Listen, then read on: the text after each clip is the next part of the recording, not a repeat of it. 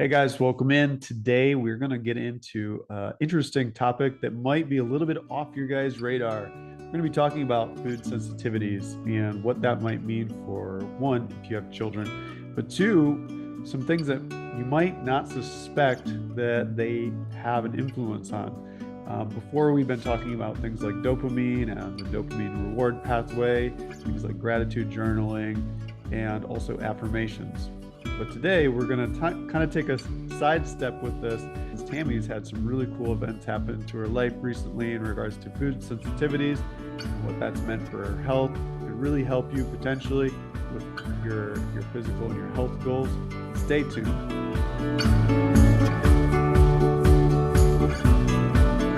And so both you and I agreed that we really, given recent events in your life, and I'll let you take it up from there and talk a little bit more about that in a second. But recent events in your life have really brought to light, and this research, how critical sometimes and how much of a role food sensitivities can play in our day-to-day life, how we feel, our hormones. I'm not going to mention the other one because I really want you to chat about it, but in children especially, I thought that when I came across that research, that was a little bit shocking. So today we were like, oh, okay, like we can talk about that a little bit more between us, in sharing with others that are listening in. So Yes, absolutely. I think I want to start by saying food sensitivities specifically. I think many of us don't really realize that our feeling unwell in our bodies could be potential food sensitivities, right? correct. So we go through day by day, we're eating the same things, or we're adding different foods into our diets. Kids, adults alike, right? The children that may be exhibiting ADHD symptoms are parents are feeding them, they're going to their friends' houses, they're eating food. We don't know what they're eating. For me personally, I started feeling, as we've mentioned before on my previous talks about food sensitivities, just feeling blah, like no Right, energy, fatigue, all of the classic symptoms that you can right. Google and find on a food sensitivity list. That was Why me. don't you why And don't you specifically, like, tell us about like the impact it had on your body in a very like real way? oh, I will. Yes, Like, because yeah, so because of the food sensitivities, my body was like I gained a ton of weight, right? I mhm. was over what 150, Yeah, 55 pounds. like I'm a little 154, on the short 155 shit pounds side. was your top end limit. Yeah. Yeah. I mean, I'm on the short Where shit were you at side. this morning? So because I'm 5'4" for context for people, so Right. 155 at 5'4" is a wee bit much. And by working diligently with these food sensitivities, I I stepped on the scale this morning and was blown away at 131.8, I think it was today. And I Right. was like, holy smokes, I have not seen a number that low on a scale for me in years, years, Right. I years. think, just to second that, I mean, even for myself, for the longest time, because my background is in personal training and I got into health coaching, I think now it's been like 8 years ago. But my background before that was in personal training and a massage therapy for a number of years too. And like food sensitivities would have been completely off my radar as a personal trainer. I honestly speaking, I never heard a dietitian bring it up. I never heard a nutritionist bring it up that clients were working with about food sensitivities ever being a factor in regards to things like weight gain or causing weight gain or causing weight loss. Nowadays, that's completely different. I've done quite a bit of research in regards to things like food sensitivities and the impact food sensitivities can have on things like our hormone levels and just various systems in our bodies, just the way those types of things work. Yeah, it's interesting and it's sad too, right? That our dietitians and nutritionists and or just really traditional medical doctors aren't thinking of that. Yeah, and honestly, it was my integrative medicine doctor who was the one that flagged it and said, "Well, let's do some blood work and learn what your sensitivities are." Right, And wow, it really has opened my eyes and through the journey of me eliminating those foods because technically you're supposed to do an elimination diet, right? And then you can right, slowly add them back in over a series of right, months or weeks or whatever. That's not the case for me. I'm not able to add those foods back in. They're just literally off the table for me now. right. And they're common food items, like healthy food items, one would think. Apples, bananas, broccoli, Brussels Right. sprouts, things like that. Of course, like we Yes. know, like most people know nowadays that like having too much sugar in their diet, especially uh, in regards to like these types of things, and when we're talking about dopamine, processed sugar is extremely bad, or is extremely. We'll just say it's not great. I want to say, we'll just say it's not great, but It's not the healthiest form, right? not the healthiest form of sugar. Sorry, Starbucks, but I think that's a great thing that you just talked about right there because of quote unquote the healthy food diet. Things that are considered healthy sometimes are the biggest triggering factors in regards to when we see people that have food sensitivities. Yes, yes. And it's very eye-opening, right? And that's why, if we circle back to what I was saying at the beginning about we're going through life eating, we think we're eating healthy, we're eating these Right, nuts, we're eating these berries, we're eating our fruits and vegetables, but the reality is maybe our bodies can't process them properly for whatever reason. And part of mine is probably correlated to cystic fibrosis and pancreatic insufficiency and not being able to process and assimilate my foods correctly, even with proper digestive enzymes. And also the big M word, menopause, right? So I know that there are studies that correlate food sensitivities for people that have gone through that. Maybe even menopause too. I mean, who the heck knows? But if we don't, any shift in hormones will change how our body yeah, responds to yeah, things because that is absolutely, going to change absolutely. like various So things like enzymes, everything that deal with these things. absolutely. So I think it's very important for people that might be feeling like extreme fatigue after you eat. Like, so my newest food sensitivity for the week, discovery, which is how we kind of ended up in this conversation today, is Right. of all things, pork chops. Interesting. Pork chops, right? And I'm Interesting. like, well, flipping my lid, I'm like yippity skippity pork chops. And and I've done my own elimination because I now know how to do it. I understand when I get the certain feelings in my body. Right, right, And I discovered it like a few weeks ago. But I right, had a pork chop and a sweet potato, a baked right, sweet potato. And I felt, ugh. And I'm like, well, crap. Was it the sweet potato, since I've got so many vegetables I don't tolerate, or the pork chop? I didn't know. So then right, fast forward, I've had a pork chop every day this week so far. I had it for dinner Monday, lunch Tuesday, lunch Wednesday. right, Each day has gotten progressively worse in my fatigue, in my lack of energy, my lack of motivation, and my overall malaise. And I'm like, right. well, sugar. Sugar. Let me just eat sugar because clearly, even, so all of that just to say it, it's still a learning process. Even though I have my Absolutely. initial Absolutely. list, I'm still going through this journey of discovering things that are not agreeing with my body. Absolutely. Honestly, like I think the thing that a lot of people misunderstand about food sensitivities and just about their body in general is that there's just like one problem, like there's one thing.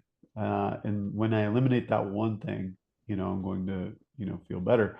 But what I have found is oftentimes that it's kind of like the tip of the iceberg to to a certain extent. And I say that because the way our body perceives things, generally our body perceives things as worst first, right? Our bodies can only effectively focus on one thing at a time, like, and it's generally in regards to pain, is going to focus on the area of the highest level of discomfort at a given time. And so, like, for example, with yourself and with food sensitivities, as we work together, in the beginning, like sometimes these things were coming like every week, a couple times a week, figuring things out, and then as you found more and more, it progressively got less. And nowadays it's like you've been feeling so good and your body is improving so much that generally it's been like as you've been progressively improving your activity, as you've been progressively feeling better and better, these things that are where you've come into this new normal of feeling good, now you're noticing these smaller things that maybe didn't give you or didn't cause enough of a problem before in regards to like your other, food sensitivities now are starting to, rear their head and you're like, oh, okay, well, that is something I can't eat either. And I that's kind of sometimes the thing. It's with these things, it's like it's not that it's one thing. Sometimes it might be a few things. And but getting rid of that first thing will just help you feel better. Move on to the next thing. Okay, let's accomplish that one. Now the next thing.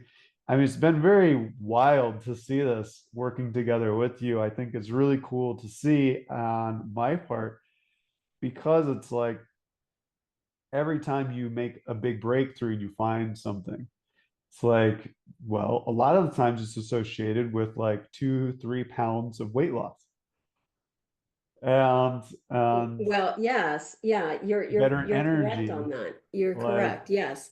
But so um, what I eliminated most recently to spur on that weight loss, since it has occurred even while I've been eating the pork chops, is, and you don't laugh so loud that everybody can hear you when we're taping this, but Fritos. I finally decided. I would have thought Fritos would have been the first thing that I would have expected to be a problem, Yeah, anyways, considering. but see, the crazy thing is that was one of the things that I was tolerating where I wasn't Right, feeling the whole malaise and ick feeling. right. Absolutely, it's So, understandable. I'm trying to find something that I can eat besides a dry, boring rice cake. Right, So, of course, it's understandable.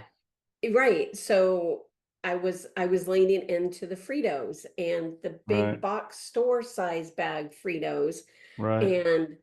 And finally, I was like, after I finished the last bag, I was like, no more. I'm not buying any more. I've making the decision. I've cut Yep, myself off. I'm going cold turkey. yep. And I had a sneaky feeling that that was what was causing me that little bit of more extra weight gain, my Right, minimal 2, 3 pounds, right?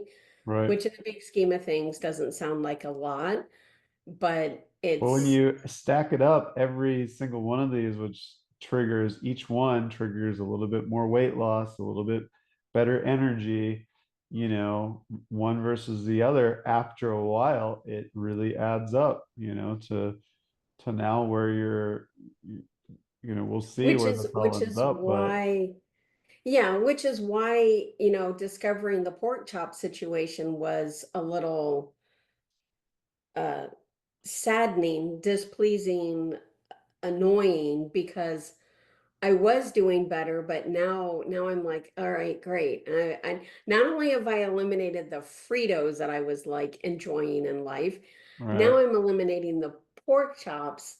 right. Ugh.